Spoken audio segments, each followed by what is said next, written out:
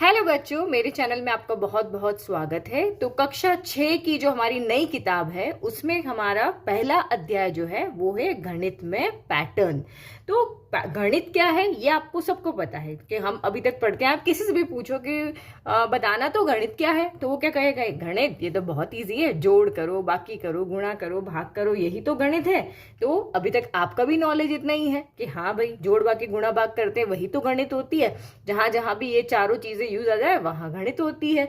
तो क्योंकि साइंस के लिए अलग आपके दिमाग में डेफिनेशन है, एसएसटी के लिए अलग है, लेकिन गणित के लिए दिमाग में यही है। लेकिन यहाँ जो चैप्टर है वो है गणित में पैटर्न। अब पैटर्न क्या होता है वो हमें यहाँ पे पढ़ना है। तो जब आप ये पढ़ लोगे तब आप जवाब दोगे कि रियल में गणित होती क्या है, क्योंकि हमारा फर्स्ट टॉपिक ही यहाँ पे यही है, गणित क्या है। तो जैसे कि आप यहाँ पे देखो, गणित जोड़ बाकी गुणा भाग से बढ़कर बहुत ज्यादा है।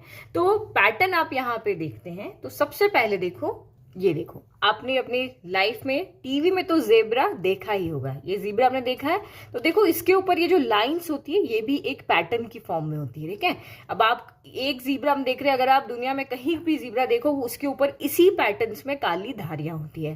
फिर आपने भुट्टा तो देखा ही होगा, ये कॉर्न हमने देखा ही होगा। तो ये भी, इसके ऊपर जो ये दाने होते हैं ये भी एक पैटर्न की फॉर्म में क्या रहते हैं, अरेंज रहते हैं। और एग्जाम्पल देखें, जैसे हमारे घर में अगर दरारें पड़ जाती है तो वो दरारें चाहे किसी के भी घर में पड़े वो इसी तरीके से पड़ती है। समंदर में, पानी में, तालाब में आपने लहरें आती हुई देखी होगी, वो भी एक ही पैटर्न में आती है। आप साबुन के बुलबुले से ऐसे हाथ धोते हो तो बुलबुले बनते ना उसमें, तो वो भी देखो इसी एक पैटर्न में बनते। गांव में एक बीमारी बहुत चलती है, माता, छोटी माता, बड़ी माता जो आती है।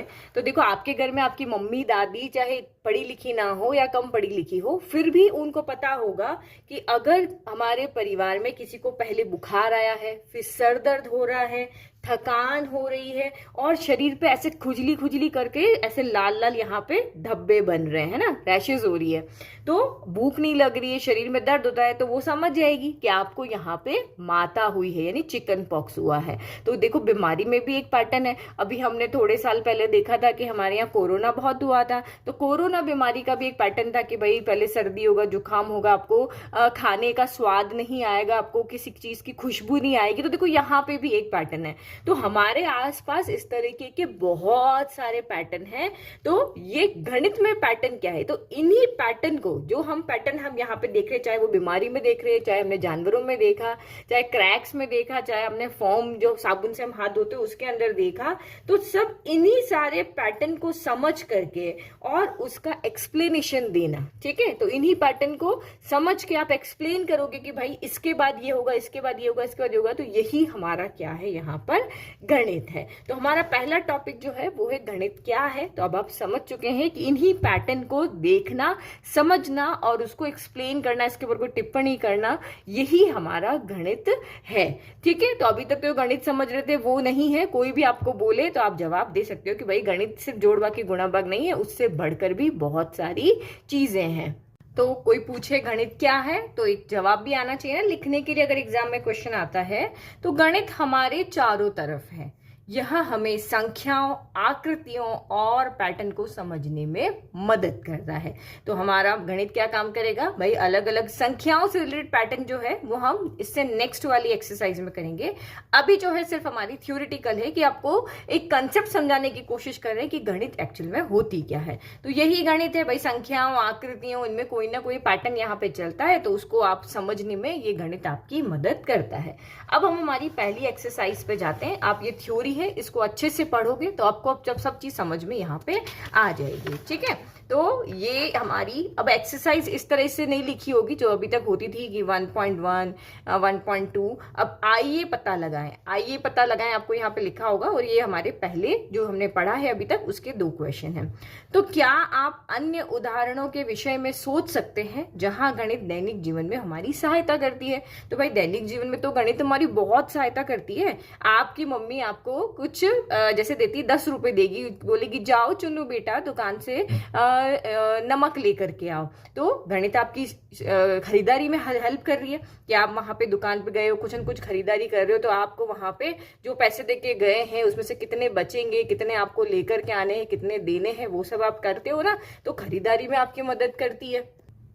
ठीक है, तो खरीदारी तो आप लिख लोगे, समझ लोगे, क्योंकि ये तो हम दैनिक जीवन में हमेशा करते हैं। कोई हमें छूट दी हुई है उसको हम कैलकुलेट करना सब करते हैं। दूसरा, समय प्रबंधन में ये भी आप करते हो। आपके दिन भर की दिनचर्या जो होती है कि मुझे स्कूल जाना है, मेरे को 7:30 बजे स्कूल शुरू होता है, तो मैं घर से कितनी बजे निकलूं कि मैं स्कूल टाइम से पहुंच जाऊं, तो ये हमारा समय प्रबंधन होता है। मुझे पूरे दिन में कितनी देर पढ़ाई करनी है, कितनी देर खेलना है, तो हम अपना जो रूटीन बनाते हैं, दिन भर की जो दिनचर्या को हम डिसाइड करते हैं, तो वहां पर भी हमारी गणित काम आती है। फिर तीसरी चीज यहाँ पे देखो कि खाना पकाने में आपकी मम्मी जब खाना पकाती है, रोज 4 जनों के लिए अगर वो खाना पकाती है और 2 कटोरी आटा लगता है, 1 कटोरी दाल लगती है, और आपके घर में मेहमान आ गए, ठीक है, 4 लोग और आ गए, अब 8 लोग हो गए, अब कितनी कटोरी आटा लगेगा, कितना कटोरी दाल लगेगी, तो ये कौन करेगा, ये भी तो डिसाइड करना पड़ेगा, नहीं तो खाना कितना वेस्ट हो जाएगा।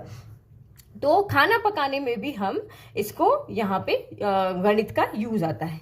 फिर चौथी चीज जो आप करते हो खेल कूद में, ठीक है, ये मेरे पॉइंट है, इसमें आप अपनी मर्जी से जो आपको सही लगे लिख सकते हो, क्योंकि ये जवाब आपके ऊपर है। क्योंकि क्वेश्चन क्या था, क्या आप अन्य उदाहरणों के बारे में सोच सकते हैं, तो ये आप यहाँ पे सब कुछ, सब जने हैं, अपने अपने दिमाग से आंसर लिख सकते हो। गणित में ऐसा बहुत कम होता है जब सबका आंसर डिफरेंट हो, सबका जवाब अलग अलग हो, बट ये क्वेश्चन थ्योरेटिकल है तो इसीलिए। अब खेल कूद में जैसे आप खेलते हो क्रिकेट मैच, अगर आप यहाँ पे देखते हो तो स्कोर कितना हुआ है, किसने कितने रन बनाए, वो जोड़ना, या फिर आपके औसत निकालने का काम करते हो। खेल में आप रणनीति बनाते हो, हमें आगे वाली टीम जो है हमारी सामने वाली, उसको कैसे हराना है, तो ये सब हम खेल कूद में भी गणित का यूज करते हैं। फिर नेक्स्ट, आप यात्रा की योजना बनाने में, यात्रा की योजना कैसे बनानी भाई, अगर आप यहाँ पे देखोगे कि मैं अगर 30 किलोमीटर प्रति घंटे की रफ्तार से अगर मैं अपनी साइकिल चलाता हूँ और 15 मिनट में मैं स्कूल पहुंच जाता हूँ, ठीक है, तो अगर यही मुझे अगर मेरी मम्मी कहे कि जाओ बाजार लेके जाओ और वो बाजार दूर है, तो मुझे यहाँ पे कितनी टाइम लगेगा, उस स्पीड से आप यहाँ पे कैलकुलेट कर सकते हो। तो दूरी, समय की गणना, यात्रा की योजना बनाना, सब जगह हमारी गणित यूज आती है कि भाई हम 3 दिन के लिए बाहर घूमने जा रहे हैं, तो हमें किसी जगह पे पहुंचने में अगर यहाँ पे 4 घंटे लग रहे हैं, हमें कितनी देर वहां पे रुकना है, अगले दिन हमें क्या करना है, तो ये सारी जगह पे हमारी गणित यूज आती है। तो ये 5 पॉइंट है, आपकी इच्छा हो तो आप और भी पॉइंट इसमें लिख सकते हो, ये सारा कुछ आपके ऊपर डिपेंड है। जैसे मोबाइल डेटा बैटरी के लिए कि 100% बैटरी चार्ज है तो कितनी देर फोन चलता है, अगर यही बैटरी 50% चार्ज हो गई, 100% अगर 3 घंटे चल रही है तो 50% बची है, तो अब 1.5 घंटा ही मेरा फोन चलेगा। तो ये सारी कैलकुलेशन हम इन में गणित हमारी यूज आती है। ठीक है, तो ये बहुत सिंपल था। तो ये हमारे दैनिक जीवन से रिलेटेड हमारी गणित क्या यूज आती है वो थी। अब सेकंड क्वेश्चन आप यहाँ पे देखो, ये दैनिक जीवन से हटकर है। गणित ने किस प्रकार मानव को आगे बढ़ाने के लिए प्रेरित करने में सहायता की है। तो आप यहाँ उदाहरण जो है वो भी लिख सकते हो और अपने दिमाग से भी लिख सकते हो कि वैज्ञानिक प्रयोग करना, जैसे न्यूटन जो है उन्होंने एप्पल गिरा था, तो उन्होंने यहाँ पे क्या देखा था कि भाई चीजें ऊपर से नीचे ही क्यों गिर रही है, तो उन्होंने वैज्ञानिक प्रयोग किया और ग्रेविटी का जो गुरुत्वाकर्षण जो है उसका उन्होंने यहाँ पे आविष्कार किया। तो भाई यहाँ पे भी हमारी गणित यूज आई। अपनी अर्थव्यवस्था और लोकतंत्र को चलाना, इतना सारा हम यहाँ पे टैक्स भरते हैं और हमारे पास इतने सारे स्टेट है, तो हर एक स्टेट को कितना पैसा देना है, कहाँ क्या काम है, तो इस व्यवस्था और लोकतंत्र को चलाने में भी गणित यूज आती है। पुल का निर्माण करना, तो पुल के नीचे पूरी खाली जगह है, कैसे हम मजबूती से पुल का निर्माण करें, क्या कैलकुलेशन करें, वो भी हो गया। घरों का निर्माण करना, जटिल भवनों का निर्माण करना, आजकल बिल्डिंग बनती है 100-100 माले की बन जाती है, तो वहां पर भी हमारी क्या आती है, गणित यूज आती है।